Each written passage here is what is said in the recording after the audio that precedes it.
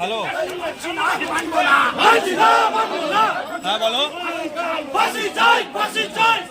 হ্যাঁ হ্যাঁ, ওইখানে দাঁড়াও ফ্যাক্টরির সামনে। হ্যালো হ্যালো, হ্যাঁ হ্যাঁ হ্যাঁ দিয়ে দিচ্ছি। আমরা এখন মামার দোকানে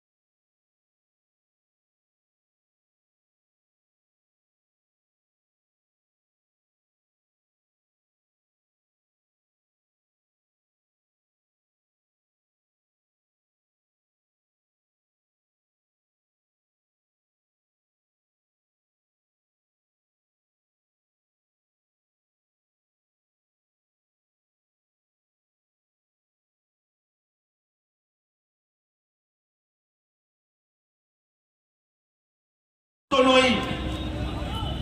আর পরের দিন সারা বাংলা দেখলো নবান্ন অভিযানে কারা এসেছিলেন। বিজেপির কোন কোন নেতাদেরকে নবান্ন অভিযানের কাছে দেখা গেছিল,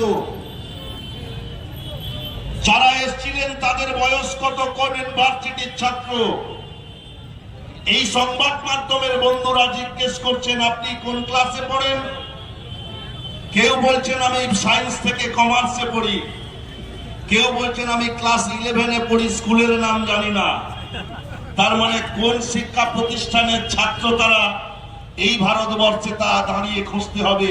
যেভাবে ভারতবর্ষের প্রধানমন্ত্রী নরেন্দ্র মোদীজি কোন ইউনিভার্সিটি থেকে পাস করেছেন তার তথ্য পাওয়া যায় না, আর কোন চা দোকানে তিনি কাজ করতেন সেই চা দোকানের ঠিকানাও পাওয়া যায় না।